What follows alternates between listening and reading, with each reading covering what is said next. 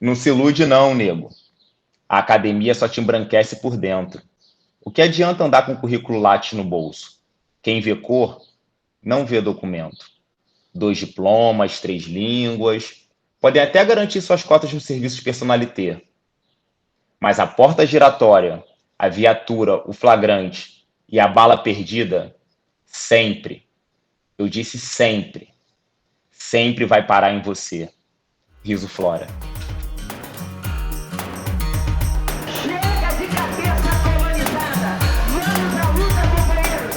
Para que a exploração e a opressão terminem nesse país! Fala galera, eu sou o João Rafael Ramos e a gente está mais uma vez aqui no Diáspora Entrevista. Hoje eu estou recebendo o Anderson, mas vocês vão conhecê-lo como Under the Sun. Ele é enfermeiro, vive nos Estados Unidos e criou um movimento extremamente interessante e importante a partir do canal do YouTube dele, que está basicamente ligado com a trajetória de vida dele. Tudo bem, Anderson? Tudo bem, querido? Prazer estar falando aqui contigo. Eu queria saber de você, Anderson, como é que foi o processo para construir o canal, né? E esse cruzamento aí com a sua própria trajetória para chegar onde você está hoje. Fica à vontade aí, que a gente já começou. Obrigado, querido. Olha, cada dia é um aprendizado, né? Só se aprende no caminho. Então, até chegar esse incômodo, porque o Under the Sun ele é mais do que um desejo, ele é um incômodo a partir de algumas experiências que eu tive que viver, né, para me perceber enquanto negro, enquanto pai, enquanto filho e principalmente uma voz na sociedade. Eu sou enfermeiro, tenho 37 anos, trabalhei durante 6 anos no Rio de Janeiro depois de formado e o meu companheiro americano vivia comigo no Brasil e ele precisou vir para os Estados Unidos, eu vim para cá de férias durante um período e comecei a pensar na possibilidade de morar aqui. Muito motivado pelos amigos, muito motivado pela família, daquele sonho americano que eu nunca tive, nunca vislumbrei uma coisa. Eu queria conhecer os Estados Unidos, mas viver nos Estados Unidos, para mim, era uma coisa meio distante. Mas sempre fui curioso, comecei a estudar inglês sozinho, fazendo lá por aplicativo no telefone, passava no meu descanso no plantão estudando, e isso foi difícil para fazer essa mudança. Mas eu tinha um propósito, né? Eu comecei a estudar inglês aqui, eu não trabalho como enfermeiro ainda, eu estou no processo para pegar minha licença como enfermeiro, mas eu trabalhei de tudo. Eu trabalhei cuidando de criança, eu fui babá, eu fiz limpeza, eu passei com cachorro e coloquei na minha cabeça que eu tinha que trazer meu filho e minha mãe para os Estados Unidos. Isso foi a minha meta, assim, né? O que eu conquistar aqui vai ser para esse objetivo, porque eu acho que como um retorno, né? A gente, como história, é tirado de um lugar, por isso, né? O nome do programa se chama Diáspora, e a gente é transportado para um outro lugar, mesmo que seja por vontade própria, onde a gente tem muito choque cultural. E aí eu falei, cara, eu quero tirar minha mãe, que nasceu lá no Morro do Turano, né, lá no pico do morro, sem acesso a saneamento básico, trazer ela para uma realidade diferente de Nova York, para ela conhecer o que as pessoas chamam de centro do mundo, né? Porque cada um tem o seu centro e cada um tem o seu mundo. Então, esse centro do mundo, eu até discuto muito com relação a isso. E aí eu chego aqui e, mediante essa situação de choque cultural, uma coisa me chamou muito a atenção, que foi perceber os negros estando em evidência, né? Você tem negro em outdoor aqui, você tem negro quando você vai assistir um show num bar, você tem negro elegante, se vestindo bem, gastando dinheiro, então você começa a perceber um equilíbrio maior, minha realidade de Nova York. E quando eu pude, a minha ideia era 7 meses, e em 6 meses eu consegui trazer meu filho para cá, né? Aí, em Nova York, a gente vive as 4 estações, né? Igual no Rio, que a gente às vezes tem as 4 estações no mesmo dia. E aí eu trouxe meu filho, e a gente organizando aquela coisa de passeios para fazer e tal. E aí o que eu fiz? A gente foi visitar a igreja no Harlem, que eu costumo dizer que foi a minha primeira experiência de privilégio preto. Foi muito interessante, porque assim, a gente entrou no site, né? Eu falei, poxa, filho, olha, a gente vai é uma igreja evangélica que ela é muito citada nos filmes, né? As pessoas, né? Muitos artistas famosos hoje em dia saíram dessa igreja e aí fomos para a igreja. Então a gente estava lá todo feliz que a gente pegamos a senha lá aguardando. Nisso para um carro e sai uma senhora, assim, pensa numa mulher bonita. Assim, todo mundo da fila estava olhando aquele monumento. Ela sai do carro como uma cena de filme de Hollywood e começa a caminhar na direção da fila. E o Alan falou assim, pai, ela tá olhando pra gente. E ela chega e ela fala, olá, senhores, vocês estão fazendo o que aqui? De onde vocês são? Aí ele fala, somos brasileiros. Aí ela fala assim, vocês são um dos nossos. Esse lugar não é para vocês, não. Entramos e o Alan, assim, meio que assim, em português, pai, é porque a gente é preto. Ela chamou a gente porque a gente é preto. Aí a gente entrou assim, e você entra naquela igreja maravilhosa, e só depois de meia hora a gente viu as pessoas, na sua maioria branca, na parte assim alta da igreja, mas com menos acesso para assistir. A gente adorou o culto. E ali eu saí falando com meu filho, Alan, enquanto estava acontecendo o culto, eu entrei numa reflexão. Olha, eu sou sambista, eu amo escola de samba. Samba é um movimento que é criado por nós, e infelizmente a gente não tem uma representação tão forte, né? Qualquer pessoa que observa um desfile de escola de samba, né, percebe que o negro ele está ali na hora de fazer barulho, ele está ali em grupo na hora de sambar, porque até na hora de sambar, quando ele é destaque, geralmente é uma figura branca, né, ou uma figura negra de pele clara, com o cabelo imitando o branco. Então a gente não é representado ou ainda não é, eu espero que isso mude até com tudo que está acontecendo agora. A gente ainda não é representado pelo movimento que a gente criou. Isso é muito louco, né? E fazendo um paralelo muito rápido, sem esquecer o que eu vou contar, aqui nos Estados Unidos você tem os negros que criaram o movimento do hip hop e que eles são milionários com hip hop e são representados em ruas, onde eu vivo no Bronx. Todas as ruas são feitas de artistas. Para quem não sabe, o hip hop ele foi criado no Bronx. Então é um movimento, o movimento negro, ele tem essa perpetuação da cultura. Infelizmente, hoje em dia no samba, a gente não vê isso. E aí eu saí com essa reflexão falando pro meu filho.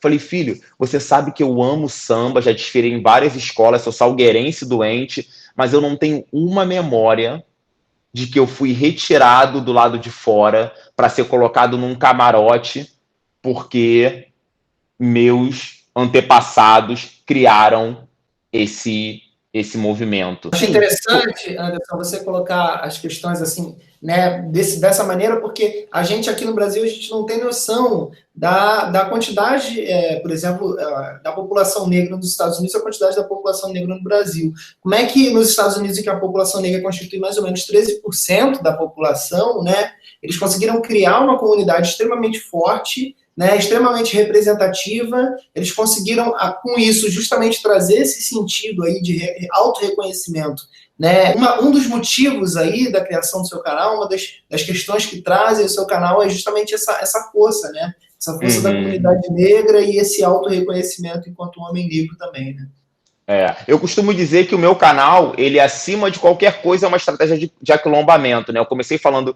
que esse canal é mais que um desejo, é um incômodo, e aí isso foi uma experiência muito forte para mim, porque eu lembro que a partir disso eu comecei a estudar sobre os verdadeiros super-heróis que carregam a nossa bandeira, vamos dizer assim. Eu comecei a conhecer mais sobre quem era Nina Simone, Aretha Franklin, James Baldwin, Angela Davis, Martin Luther King, Malcolm X, o movimento dos Panteras Negras, enfim, a partir dali, a partir desse contato com o privilégio pela cor da minha pele, eu comecei uma faculdade, onde eu não recebi nenhum diploma, mas o aprendizado mudou a minha vida. Então, assim, eu tive esse contato com a religião de matriz africana e comecei a estudar sobre isso, eu comecei a me ver envolvido e dando um significado diferente para o que é religião.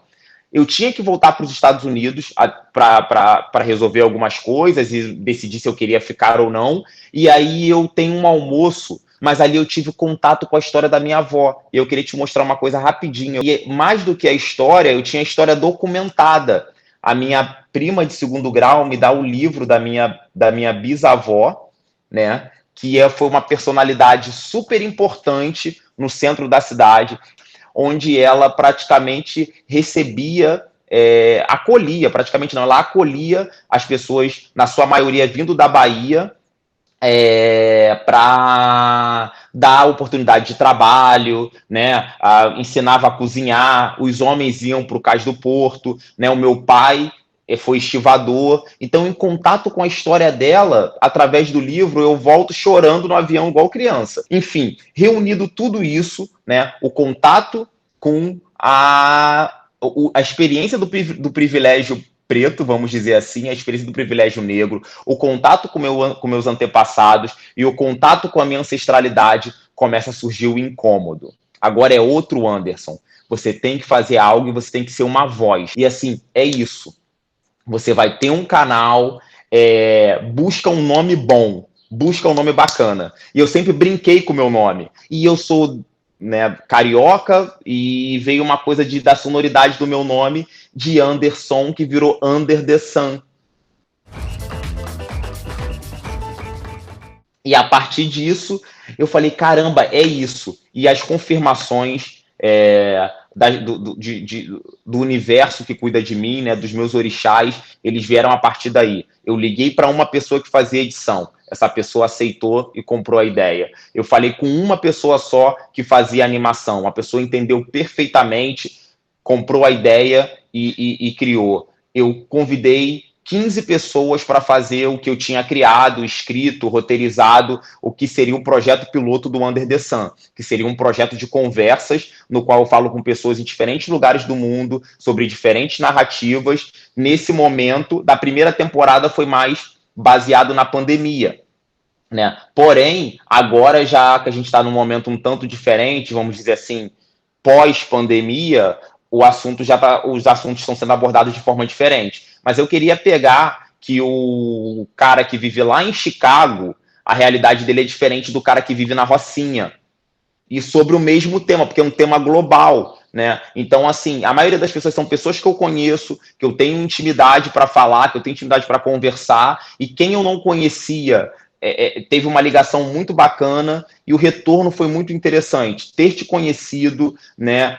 Poder estar falando sobre o canal agora. A editora-chefe da revista Raça me convidou para falar um pouco sobre o canal. Saiu uma matéria agora, uma nota, né, explicando o que é o canal na revista Raça de junho.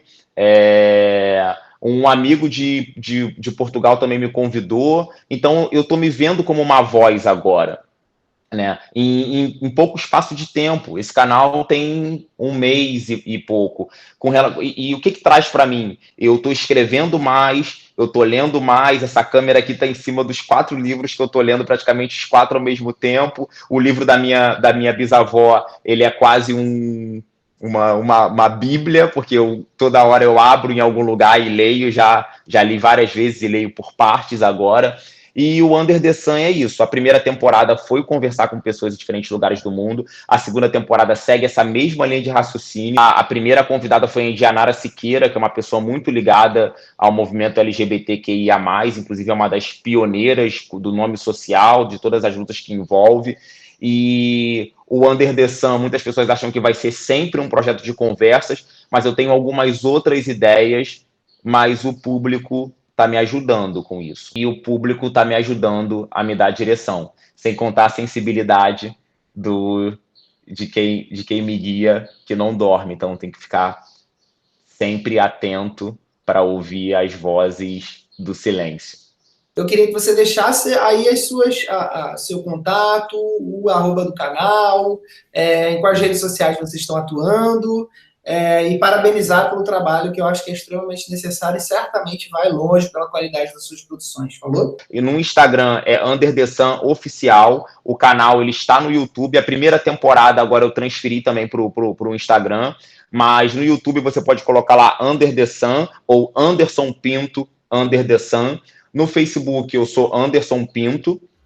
E basicamente é isso. Revista Raça de junho, né? Muito bom, irmão. Muito obrigado. Ubuntu. Mais um. mais um Diáspora Entrevista, Ubuntu. A gente se vê na próxima, Ubuntu. pessoal.